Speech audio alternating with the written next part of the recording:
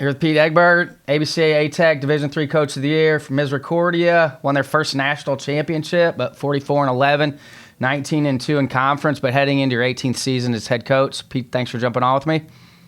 Thanks for having me. I feel like we know each other a little bit now. We got to connect in Iowa and then Ohio again, and I'm so happy for you. But what did you think of the last 2 years with the fields that were in it the last 2 years? Yeah, really good. Just a great experience.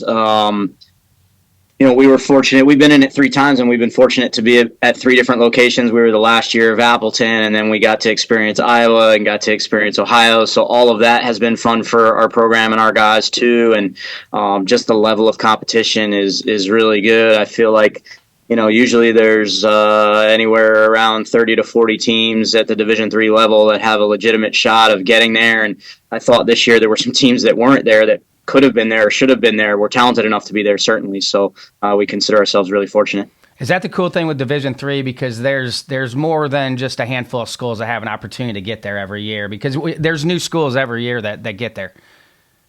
Yeah, and so we talk about that from a recruiting standpoint, and one of the things that we're trying to sell to student athletes, let's be honest, in this part of the country, most of the Division I schools really don't have a legitimate chance to get there, whereas at the Division II and Division III levels, they do. And Stony Brook was an anomaly a few years back, and certainly there's some good, fun Division I stories occasionally, but now, especially with what's going on at the higher levels and all the money that's out there, it's going to be less of a chance for certain Division I schools. So yeah, at the Division III level, really fun for on any given year. You just don't know who could get there, and there are some really good programs and some coaches that have built their things up pretty well, but you still have to play well. And I think that goes at every level, but certainly there's more opportunity at the Division III level, I think, to get there. Coming out of the fall, did you feel like you had an opportunity to get back? You never know. I mean, it's so darn hard to get there, and this is the first year we had 6 grad students on our roster with COVID and everything else going on. So they were hungry and they came back for another chance to get there. They had been there the year before. And so that was certainly in the back of my mind. But I'm kind of old school in that I put a lot of emphasis on the regular season. And I think the best team comes out of the long regular season. So we emphasize that, and that's our first step. And then once you get into playoff time, so many things have to go your way. You've got to get fortunate. You've got to get hot at the right time, and we were just fortunate that it worked out for us this year. Yeah, and we talked about that in Ohio. You guys do play a really challenging early schedule before you get into conference play. Yeah, that's just something that's kind of evolved over the years. I mean, to me, just the old adage, you've got to beat the best to be the best. So we're going to go out and load up our first 15 non-conference games against whoever we can find within reasons to do that, and that's worked for us. When did you switch that? When I first got to Misericordia, the program wasn't as strong, so we had to be careful early on. But a few years in, when we started to build it, we always had Shenandoah to open the season because of a pre-existing relationship before I got here. So that was always a really good test where you go down and play Shenandoah. And always, the northern schools think they're at a little bit of a disadvantage because you're coming out of the gym and you're facing the southern schools who have already been on the field. But it is what it is. I mean, it doesn't really matter. And then it was hard to get other teams on the schedule. I mean, everybody wants to play a good schedule, so you had to have a certain record and have some good wins on your schedule in order to attract some of the other better teams. And then we take a trip to Florida every year at the start of March, and that became, okay, let's go where the best teams are. If we want to really put a run together and we want to be good at the end of the season, we've got to challenge ourselves early. So we've done that and put together some good Florida trips. Have you been able to reflect much? I know recruiting's a big deal in the summertime. Have you been able to reflect much on the season? I've tried. It's funny. As soon as you win, everybody says congratulations, and then they say, okay, so we expect to see you back there next year, or what's happening next year, or how much do you lose, or whatever. And I think that's just natural. I've been fighting really, really hard against that and just trying to enjoy this as best as I can. I told myself when it happened I'd get to July 1st and try and enjoy it and then start focusing on the next year. And then I got to July 1st, and I said, well, maybe I should try and enjoy it a little bit more because I don't know if it's going to happen again. So I've tried to enjoy it, but at the same time, you are recruiting and back out on the road, and when you play longer into the season, you get caught behind from a recruiting standpoint. But I'm really fortunate. I've got some great assistant coaches who have helped us a lot. Garrett Demaray has been here for a few years now, and Joe Horn is our new graduate assistant, and David McCurry has been out on the road, and Steve Holmes does. So I have some good support, and we have more eyes out on the road, so it's made it a little bit easier. For you, since you do have a little bit of turnover here and there with assistants, have your responsibilities stayed the same with the program, or have you had to switch as you hire new guys? Yeah, when we hire new guys, typically I try and get their strengths and plug them into what we think is best, and then I fill the gaps. So my role has changed over the years. I was fortunate to have a pitching coach, David Gargone, here for 12 years, so he took the pitchers for the vast majority of times. But there are years where I've been with the pitchers, years I've been with the catchers, outfielders, infielders. I mean, we just kind of plug it in. But now, once you get more consistent with assistant coaches, and assistant coaches have been there for 3, 4, 5 years, I also recognize that they're not going to be with us forever. And for me, it's really important to build their resume as they want to become head coaches. If they're an infield guy, they've got to start working with some different groups and get familiar with some different areas to make themselves better candidates to be head coaches. Because again, at our level, you can't specialize. You've got to master everything. Does that keep it fresh for you, though? Because, I may get to coach something else here in a little bit. Yeah, it does. It does. And just philosophically, the other thing that we do, even if our guys do have specific positions that they work with most of the time, but there are days where we show up to practice and we just switch it around. And I want guys to have a different set of eyes on some different players. I think there's value in that for our players, and I think there's value in that for our coaches. And hearing some different voices helps every once in a while, too, from a retention standpoint. No question. No question. Now, do you have to talk to them about language as far as but as far as trying to keep messaging concise? I think we run into that issue as baseball coaches where maybe the terminology might be a little bit different. You might be saying the same thing, but do you even really care about that?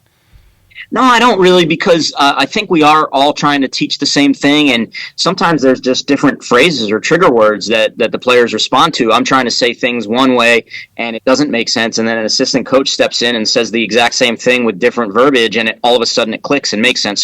So again, I think there's some value in that too. You had one All-American. Do you feel like the strength of your team was kind of strength in numbers? Because you had great numbers up and down your roster. Yeah, and right, that's the glory of team sports. I mean, you can't rely on the same guy all the time.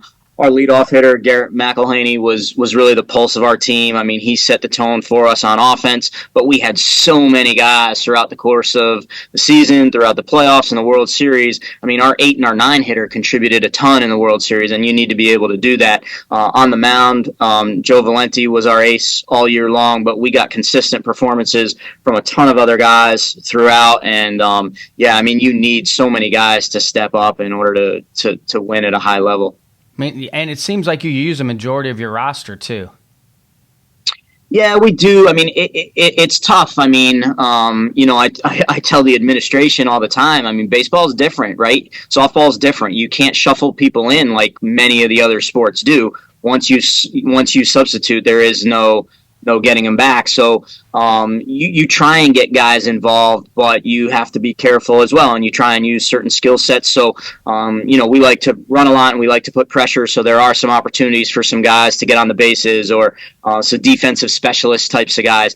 I'm not really a matchup guy in the bullpen, lefty, righty. To me, it's more best available guy.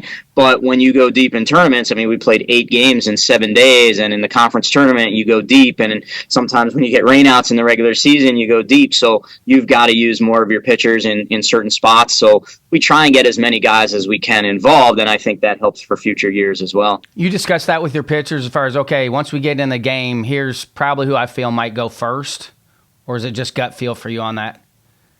I'm a gut guy more than anything else. From a pitching standpoint, we'll list the guys who are available, who we know are available, and then there are a bunch of guys that we might not list based on when they threw last, and it's up to them to come to us and tell us whether or not they're strong enough or available that day.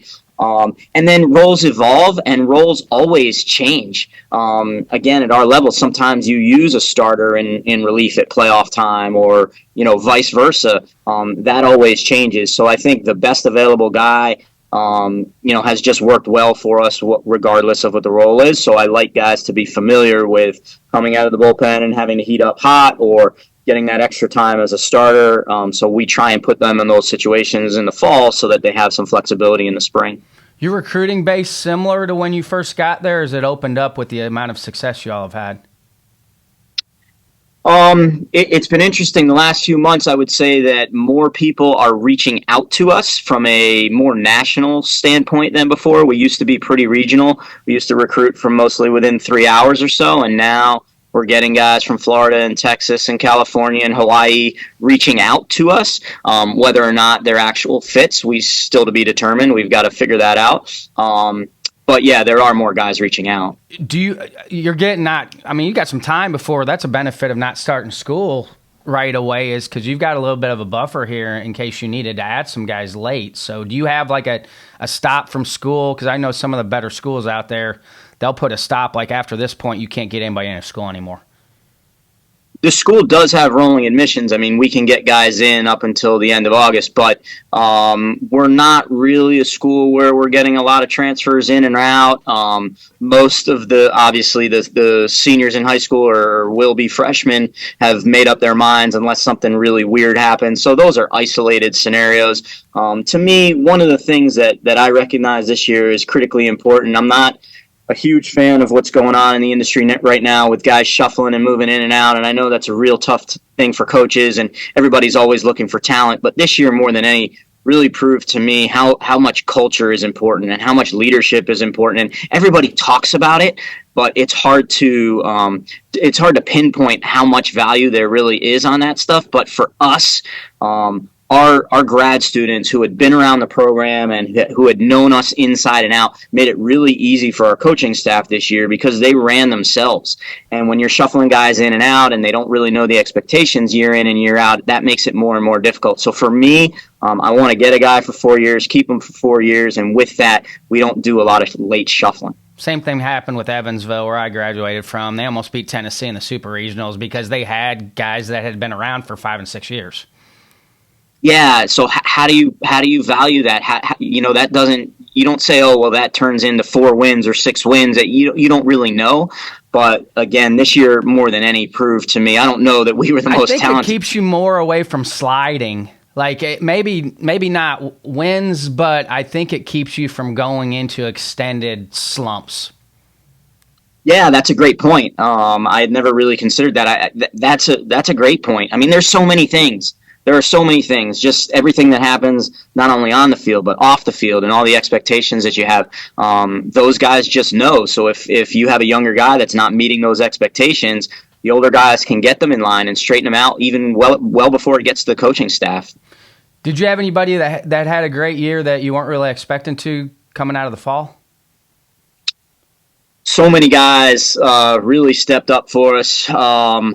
Matt Lansendorfer was our closer who had kind of battled injury and not a ton of success throughout his career. And he wasn't even available to us at the start of the year, but he really stepped up big and pitched in 4 games in the World Series, closed some games out, and then started a game for us. Connor Marinac was our shortstop pitcher. He was always super talented, but just had never really reached his maximum potential until this year, and he became the National Player of the Year. There were so many guys. Jason Sanfilippo moved from third base to first base, and I think that made him more valuable. And then our ace, Joe Valenti, was always the steady rock for us all throughout his career, but he was never a true ace until this year. So those guys at the highest level really stepped up for us. And then there were so many other guys, Gabe Bond and Brock Bollinger and Jack Regany. I mean, just all role guys who really stepped up and had some key performances throughout the course of the year. Those guys having better years on the mound, was that just development or did they tighten things up? I know maybe obviously staying healthy too helps, but were those just small things that they made adjustments from the year before? I think it was a combination of a lot of things. We talked about that. We talked about in years prior to the last 2 or 3, we always had a true ace on the staff. And the past 2 or 3 years, we didn't really have that true ace. So we had talked about that. And, hey, somebody needs to step up. We're talented enough for somebody to step up and be that true guy. We had a pitching coach change. Billy Gregory came in to work with our pitchers, and I think once we got through the fall and they learned from him a little bit, the expectations were outlined there, and I think he did a great job with our pitchers. And then I think there was just an internal competition, which is something that we try to create. Friday's guy pitches well, comes off and looks at Saturday's guys and is like, top that. And then Saturday's guys are like, okay, give me the ball. I'm going to try and top it. And that's kind of the environment that we want. So I think a lot of that happened this year.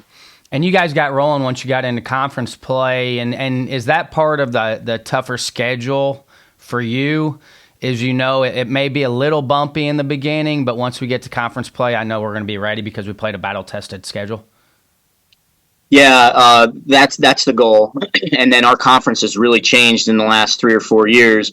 The additions of Stevens and Arcadia and Lebanon Valley with DeSales and us, and we've got 5 or 6 teams, and there are some teams that are up and coming with some new coaching changes and some added facilities that you can't walk on anymore either. I mean, we got a really, really black and blue conference. I feel like our conference is one of the top 5 or 6 in the country at our level. So you've got to be battle tested and ready for that conference schedule. There are no gimmies. Was your prep any different this year in Ohio as opposed to Iowa? The prep wasn't different. Some of the talks were different in terms of, okay, we've been here before, not good enough just to win one game. We're going to go try and, do some damage and win it all. And we think that we have a shot to do that. But we also had asked our guys to be true to what we are. We play the game differently than most. We recognize that, and I think we had gotten away from that at tournament time or World Series time in years past, where as this year we made an emphasis and said, hey, we got to stick with who we are. This is how we got here. This is what's going to get us there. And I think our guys executed, kind of our game, and it was pretty obvious to everybody that was watching us that we played the game differently than most. Because I thought physically Whitewater was the most physical team in that tournament, but pro ballpark, your guy's skill set plays extremely well in a ballpark like that because you're not always going to be able to hit home runs in that park. Yeah, and not just Whitewater. I mean, our guys kind of take pride in that. I mean, when we line up for the national anthem, we're never the more physical team. Never. Even in conference, even at the beginning of the year, that's just the way that we're built. So we recognize that we've got to play differently, and I think there's some room for that. We proved, hopefully, that there's some room for that. But, yeah, I mean, Whitewater was more physical. Lynchburg was really physical. Endicott and Salve were really physical. They're just built different. And when I first got here, we tried to get some of those guys, and we just weren't successful doing it. So we had to find a different way to try it, and this has worked for us. Yeah, and I love it because it's an outlier, and you have a chance to go out and out-execute teams. And you get guys that have a chip on their shoulder, too, from a recruiting standpoint. Yeah, so we talk about that, and Garrett McElhaney is a great example. I mean, the kid's a little left-handed 5'3" guy. He doesn't have a great arm, but he just runs. And when he went out and played in the summer, he's playing with guys from Power 5 programs and other Division I programs, and he's like, hey, I'm just as good as these guys, but I might not look as good in the uniform. So, yeah, he does have a chip on his shoulder, and that's kind of another blue-collar approach that we have, and we want our guys to take pride in that and realize, hey, there is more than one way to do it. So we want them to execute those things at a high level, but we want them to understand what we're asking them to do and then just do as good a job as they can of executing. And that is the benefit of sending guys out for summer baseball, because mine was the same way with sending our guys out because they weren't allowed to come back home unless they were injured. And I think from a smaller school kid, you see guys from bigger schools like that, and then you're like, I play way harder than those guys, and I show up every day, and those guys are tired in the middle of the summer, and they're ready to go home. I was like, it's just a mentality that you build with summer baseball with guys. Yeah, and that's I take pride in that when I hear from a summer coach after we've sent a guy, and he says, hey, I'll take a Misericordia guy any day of the week just because of those intangibles. Yeah. Big fan of the academic and athletic piece at Division III. I am. And what are your thoughts on that? Because I think it's the purest. I think it's the purest form that we have still. Yeah, so as a young assistant, I was fortunate enough to work at Division I, II, and III, and then I settled on III for a lot of reasons. I can't speak to what's going on really at the Division I or II levels because I haven't been there in over 20 years now. But I've dedicated my career to Division III. I really believe in the student athlete, and I think that not only can you have a great amount of success in the classroom, and you can also have a great amount of success on the field. I also like that Division III allows you to get involved with other things on campus and in the community, and you have time to do those other things, because that's part of our sell also, is that those things help round out your resume. Those things help build your network, so that when baseball does end at some point in your career, you've got some other things to go to. So that's other things that I like about the Division III model. With guys coming in the fall, how often do you meet with them individually, or do you meet with them individually at all in the fall? So after our team meeting, it's not like set and standard. It's more, my office is located in our fitness center, and they can come in and out, and just it's more natural meeting type of thing than set meetings. Although we do keep a really close eye on our incoming freshmen for the first 4 to 6 weeks. We have some individual meetings with them. We have some small group meetings with them just to make sure that they're getting off to the right start. But then after the fall, that's really the first mandated meeting where, I'll sit down with each of them and we'll talking about evaluation of the fall. But I'd rather, over the years, I used to have 4 mandated meetings with our guys prior to and after both traditional and non-traditional seasons. I've gotten away from that, and I just want the meetings to be more, lunchroom meetings, or before practice meetings, or come into the office and, just have fun, type of things. And I think that's worked better for us. With your evaluation process coming out of the fall, is that the coaches evaluating players, or the players evaluate themselves? What's your evaluation process like coming out of the fall? Yeah, both. When we have that end of the fall meeting, I give our players the first opportunity to talk. And I just ask them an open-ended question and say, go. And I want their evaluation of themselves, the team. I would tell you that we're working with athletes that are mature enough where almost always they recognize what they're doing well and where they need to improve. So very rarely am I adding too much to what they're saying. Once in a while, I'll challenge them in different ways. But, if a guy needs to get more physical or stronger, if a guy needs a certain mechanical adjustment, they know that by that point. So, they identify those things. So the fall meetings are important for me just to get a better understanding of the team dynamic. Sometimes I miss some stuff. So if guys are coming in and giving me, hey, well, this was going on or this was going on, and I hear that, 4 or 5 or 6 times, that becomes a theme, and then that's something that we can address. Then how do you handle, you played for a long time. How'd you handle exit interviews with guys after you're done? They wanted to get home. They wanted to get home. Them. So way to go, players. We let them go. Yes. They had been on campus for a month without anything else going on, and yes. It was really funny, actually. So we're on the bus ride back from Ohio, and we're scheduled to get in at 2:00 in the morning, and we get in, and I said, guys, I got good news and bad news, and the good news is that they're holding a celebration for us tomorrow at the field. The bad news is it's 10:00 in the morning, and they're kind of grumbling. They're like, oh man, there's going to be 20 people there. This isn't going to be worth our while. And we showed up, and there were like 300 or 400 people there at the field, and it was a kind of cool celebration. But right after that, see you later. They were gone. So the exit interviews were over the phone, unfortunately. We got a few local guys that we did, and I gave them the option if they wanted to do it in person, they could stay back for a day or two and do that. So I had maybe 8 or 10 guys take advantage of that, but most of them were on the phone, which is not an ideal scenario. I would try to do it on the bus. That was because we'd have some long bus rides back just for the guys that had to get out and get to summer ball. I would try to get those guys taken care of on the bus just so when we got home they could just get out. I thought about doing that. I just didn't pull the trigger. So maybe next time. Not coming off a national championship.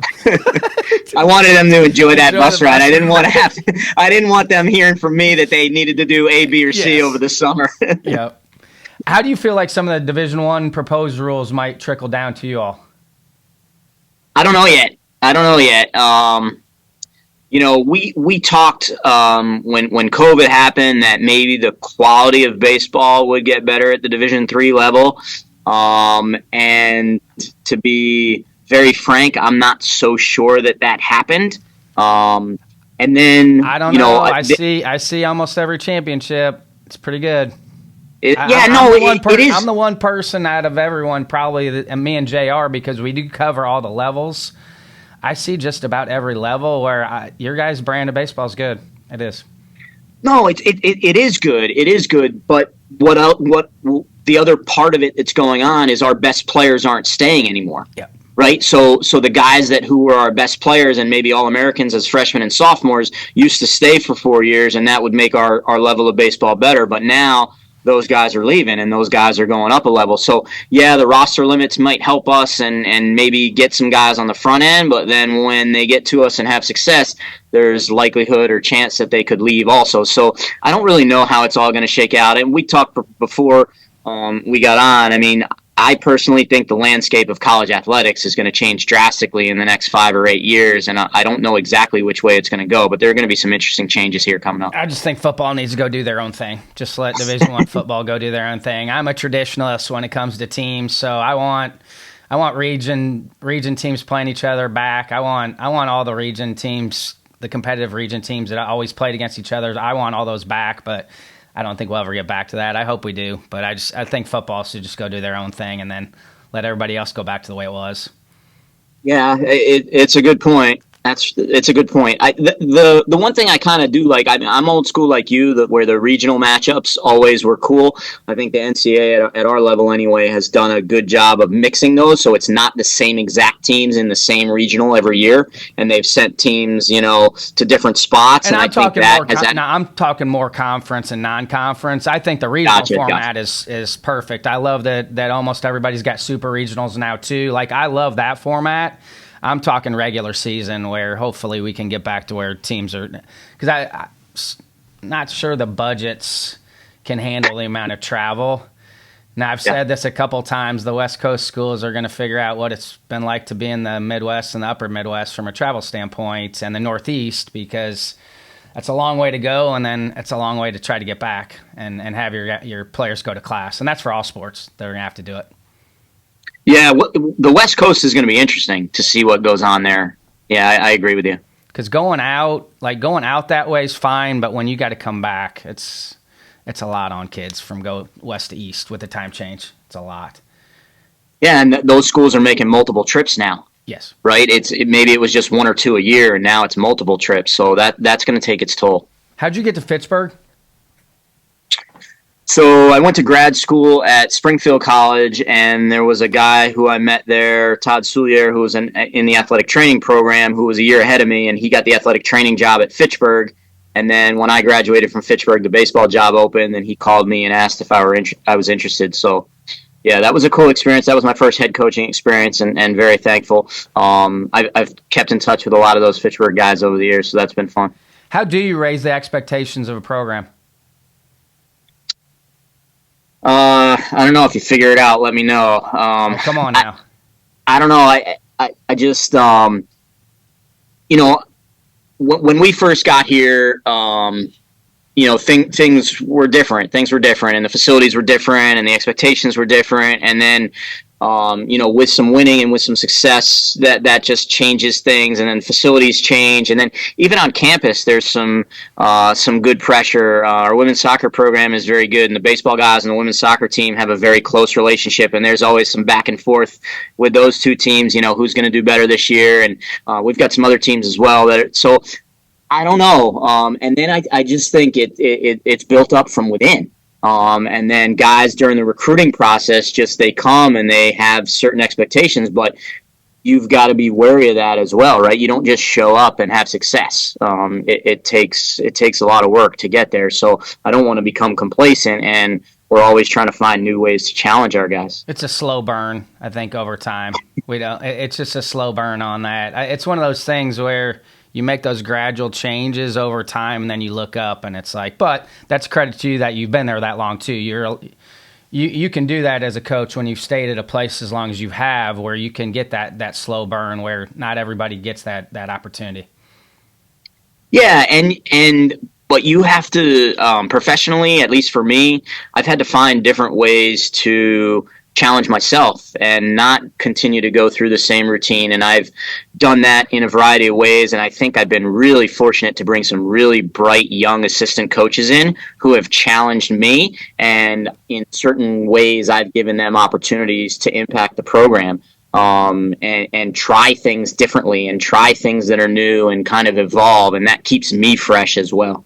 How do you develop that mentality? Because I think that's a phenomenal mentality. How do you develop that mentality where you're continuously challenging yourself?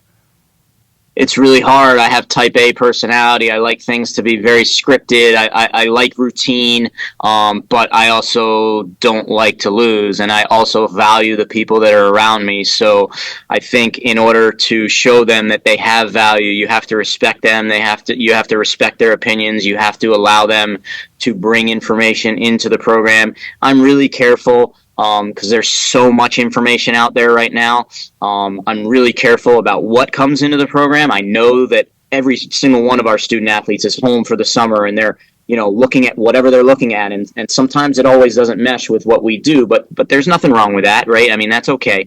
But yeah, I mean, again, just making sure that you have the right hires and you're bringing the right student athletes in that know and they want to challenge themselves. And that's what we talk about during the recruiting process.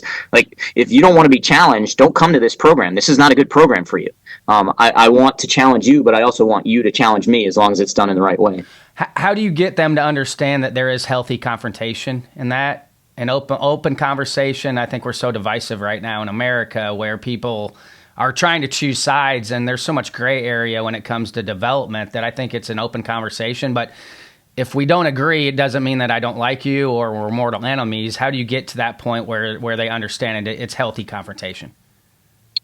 Really difficult in this day and age, right, where everybody needs to be liked. And although the country is very divisive, everybody also wants to have friends, and everybody wants to be liked and wants their opinion appreciated and respected. And I think that's the key, right? And I say this in my own house. I mean, we're not always going to have the same opinions, but that's what makes us stronger, right? I mean, if we all had the same opinions, then we wouldn't be pretty good. So we've got to have different opinions, and at the end of the day, you might not agree, but you've got to respect where somebody's coming from. And then I tell my guys, and this is just the unfortunate thing that they have to deal with, and they're going to deal with it in their entire lives until they become bosses.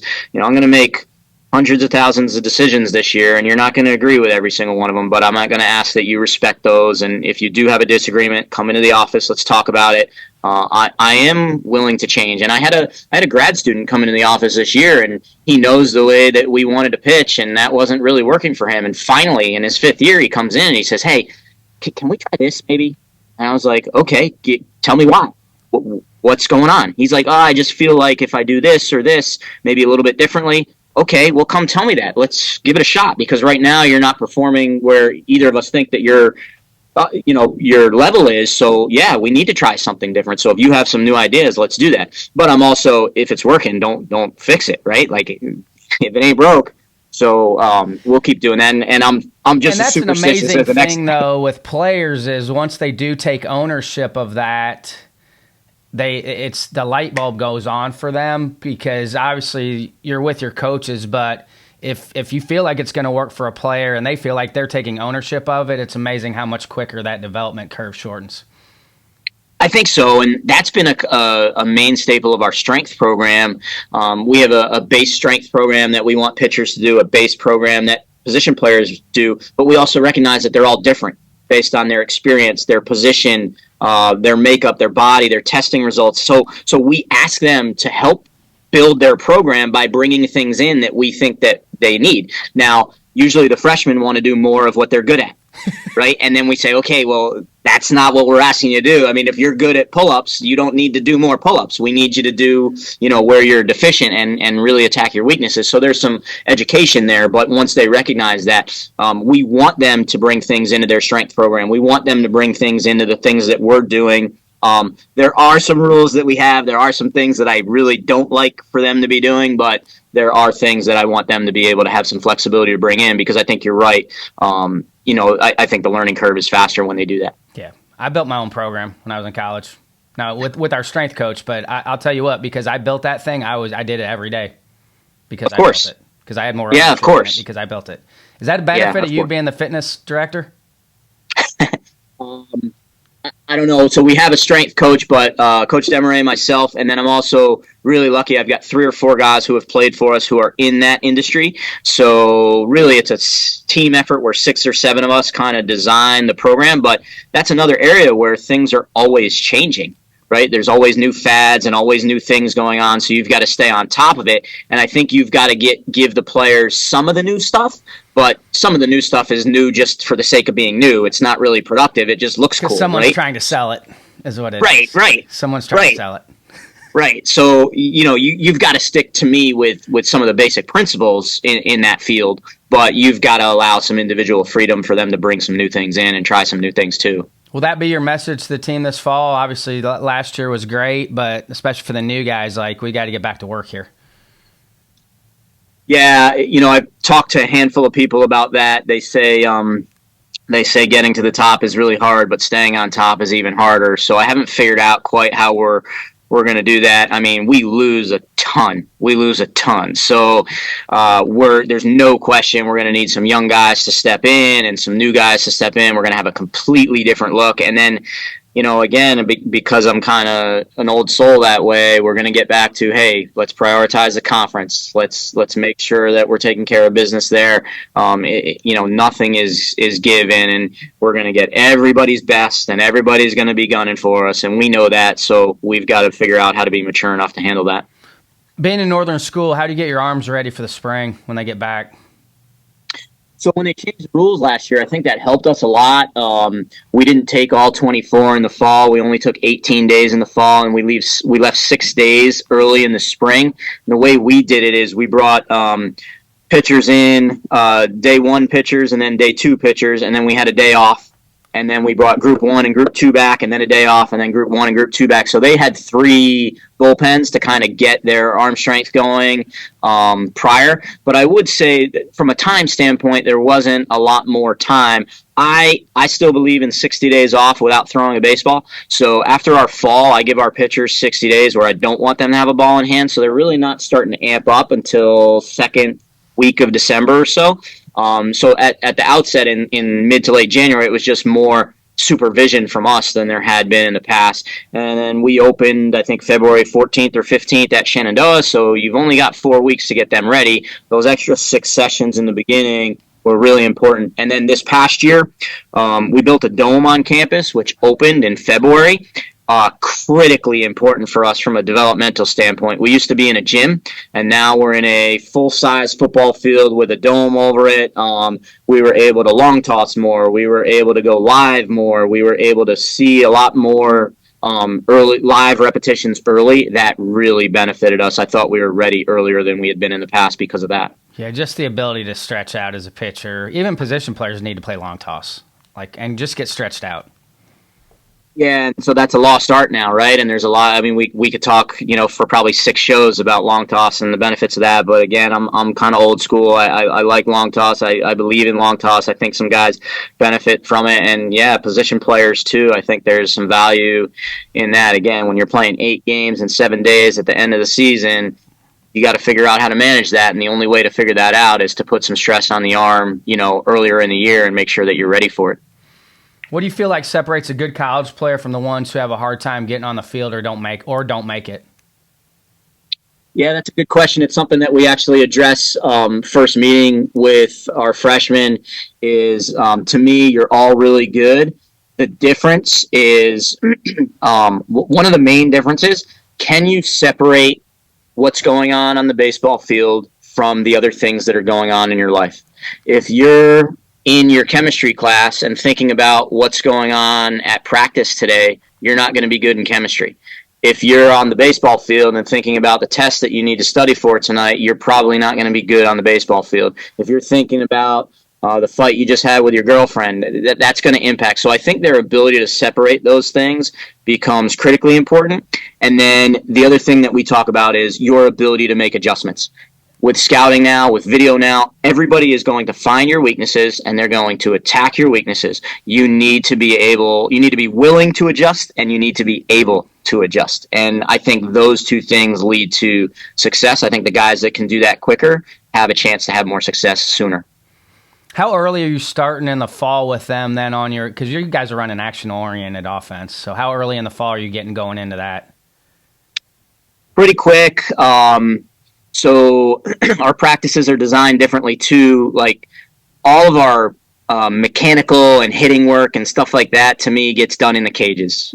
We never take batting practice on the field. Anytime we do anything offensive on the field, it's always situational oriented. So we're working on all the things that we put in. And then I still believe in bunting. We bunt a lot, and I believe in it. That's day one of our offensive fall practice. And we teach guys how to bunt, and it's amazing to me, amazing how many 17-year-olds have never been taught how to bunt before. Where do you start with them on bunting? Where do you start in your progression? You start with sack, you start with drag, you start with push. Where do you start? We start with the mental part of it. The mental part is, hey, if you're the 4-hitter and we're in a tight game and the 3-hitter gets on, you have to be in the on-deck circle knowing that you potentially could bunt. And if you know that you potentially could bunt, I think that gives you a better chance. If you're in the box and you're just getting the bunt sign, you're probably going to be pissed off that you're getting the bunt sign, and you're probably not going to be as effective. So we talk about the mental side of it before we talk about the physical. When we do get to the physical, we work on the sack. I think everything kind of goes off of that, footwork and what we want guys, doing, and the specific mechanics. But it's amazing to me how many guys have never sat through and just even listened to somebody talk about bunting. It's just not valued anymore. Top end catch is where we started. So I got that from Barry Bonds, honestly. Barry Bonds, really? He wasn't bunting, but that was one of Barry Bonds' lead-up drills, is he would just try to catch with his top hand, with his eyes close to the ball, and then we'd just add the barrel in with one hand, and then we'd go from there. But just simple things, because same thing. That's how I teach little kids how to bunt now. It's funny, I can teach a 6-year-old to bunt in a couple sessions with just some of those simple drills. But then part of it is seeing it execute. That was anything offensively with our hitters, is I wanted them see it happen before they got in the box, just to allow them to relax a little bit. Because I think that's a great point, because I think you have to see it before it actually happens. Yeah, they talk about that all the time, like the visualization, and that's always an area. It's funny, I go to the conventions and you get up there and you listen to the Power 5 guys talk about all the resources they have and the sports psychologists and these people and that people, and I'm like, wow, I wish we could do some of that. And then that visualization and the Ken Ravizza stuff and all those things that, those guys that came after him, I mean, that stuff to me is fascinating, but I'm not well versed in any of it. But then you make a point right there. It's maybe we are doing some of that indirectly, and I just don't know, because we are talking about the visualization part of it, and we are talking. We don't go into the heavy breathing as much as we probably should, or some of those other techniques that you can use as we should. But we do talk a lot about the visualization part of it, the mental part of it, being prepared for it, and then watching it happen and having success seeing it happen. You got to have some flexibility in your practice plans, right? Like, you set aside 10 minutes for bunting and it's not going well. Well, maybe you skip something else and spend 20 minutes doing bunting if it's that important to you, to make sure that you're getting it right. And then other days, maybe you stop after 8 minutes because it's so bad, and you're like, you know what? Let's get away from this. Let's get a rest. Let's come back to it in a few days. So. I'll put your guys up against anybody bunting-wise, though, because I see a lot of teams that get to the postseason and try to execute bunting at that point because they need to, and they can't do it because they haven't done it all year. Yeah, it's just something that we value, and I actually went back a few years ago. Somebody said, hey, when you bunt, you're playing for one run, and I actually went back and took 14 years worth of data from us, and I was surprised. 57% of the innings that we sacrificed bunted to get one run, we scored more than one run. And it's amazing what happens because you are just putting pressure on. So everybody that thinks, at our level anyway, that thinks, you're just playing for a run, you couldn't be further from the truth. We're playing for more than that. A lot of times we're playing for a big inning, and you'd be surprised how many times people mess it up, and all of a sudden, they don't even get an out out of it. So now you have multiple runners on base, and other things happen, and there's just so many good things that come out of it, but you need to be good at it, and you need to work at it. And you said you're a gut feel guy. I was too on that, but the thing is, it's amazing what happens when the defense actually has to make plays, and they know they're going to be put in those situations to make those plays. Makes the defense tightens the defense. Yeah, absolutely. Even if you're ready for it, you've got to rush a throw. That all our guys can run. So even if it is a sack bunt situation, it's going to be bang, bang at first. So you need to be able to execute it. And then the way we do it, like, you need to be worried about that next runner too, because that next runner might take two bases, or something else might happen. So we just think that there's so many things that can happen as a result. It was funny. We got to, I guess it was 2018, we got to the World Series, and they do a video presentation for all the teams prior to at the opening ceremony. And, this team does this and that, and they were talking about the teams, and they had 85 team home runs, and which at our level is a big deal. And they got to us, and it was like we had 8 team home runs, and we had, we led the nation in sack bunts, and our guys were all laughing at that. But I added up the amount of at-bats, and I was like, look, guys, the next year, I was like, we had 8 home runs in X amount of at-bats. It's just not going to happen for us. That's not the way that we're built. But if you execute these other things, now all of a sudden we have a better chance to be more consistent offensively. And again, they got to buy into them. And it just matters how many runs you score. Doesn't matter how you get them, just score runs. Doesn't matter how you get them, just score runs. I love the 3-run homer too, right? Yeah, it's really quick. We all do. It's really quick. It's very sexy. We just don't get a lot of guys that can do it. Yes, for sure. You have to coach the team that you have, and you've done a tremendous job of that. Thanks. And especially at playoff time, right? Like the guys that are pitching at playoff time are dudes, right? And they're not giving up 3-run homers, right? So you got to find different ways to beat them. Do you have a fail forward moment, something you thought was going to sidetrack you or set you back, but looking at it now, it helped you move forward? Could be personal or professional. So many things. There are really so many things that I could point to. I don't really even know how to answer that question best. The mentality of not doing well. I mean, the failures, right? And Jordan talks about that, and so many great athletes just talk about the failures and just being really careful that you don't make the ways that you fail, snowball and mentality. But I look back at my early days at Fitchburg. I was a really, really bad head coach when I started at Fitchburg. There were some things that I did that were just not good, and you got to learn from that. And fortunately, I have good enough relationships with some of those players that we can laugh at it now. But they remind me how bad I was. What would you go back and change if you could go back and do it all over again? By the way, I don't think anybody's good when they get their first head coaching job. I think we all make a ton of mistakes. What would you go back and tweak? Some of my communication for sure is definitely something that I would do. But then the other big mistake that I think I made as a young coach was I had always thought that leadership was something that you either had or you didn't have. And I didn't spend a lot of time teaching leadership and coaching leadership. And at some point in my career, we had what I thought was poor leadership in the team year after year after year. And at one point, my assistant coaches came to me and said, yeah, because we don't teach it. We've got to do a better job teaching it. And we really took some time to do that and really teach our guys what we thought was going to help them. And that really changed things for us. You do that in the classroom with them? Yeah, we do it in the classroom. We do it on the field. It's something that we talk about from day one. Our players in 2010 helped design our current leadership model, and it's something that's evolved, but we do a number of different things with it.